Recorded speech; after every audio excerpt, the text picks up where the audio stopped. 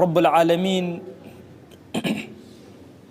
نعمتي زور الزواندي پەخش کردو بەسەرمانە. ژماردنی نعمەتەکان لە هێزی ئینسان و لە هێزی جنەکانیش نییە. رب العالمين لقرآن أفرمي وأسبغ عليكم نعمه ظاهرة وباطنة.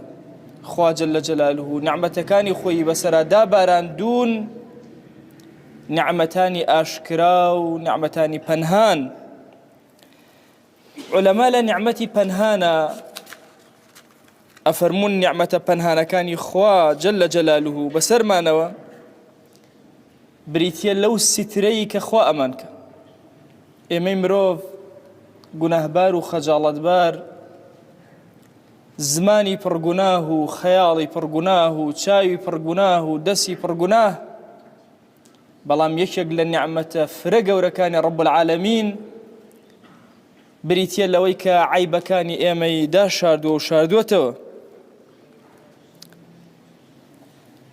ئەبوو تەمیمەی هەجیمی ئەفەرمێ ئینسانەکان لە نێوان دوو نیعمەتان کە بەیانی ئەکەنەوە، نیعمەتێکیان ذەنب مەستوور گوناهانێکە کە شارراوەتەوە دیار نییە، دووهەمینیشیان ئەو ثەنایەیە کە خەڵک سەناتەکات و باست ئەکا بە چاکە.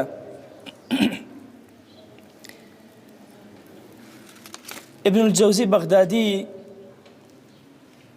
ئەفەرمێ ئەگەر بینیت خەڵک سەریان لە تۆ سوڕما لە هەر شتێکی تۆ، لە قسەی تۆ، لە کردەوەی تۆ، لە فکری تۆ، لە هەر شتێکی تۆ، بزانە ئەوە سەریان لە تۆ سوڕ نەماوە، بەڵکو سەریان لەو سترە سوڕماوە، لەو شاردنەوەیە سوڕماوە کە خوا عیبەکانی داشاردووی.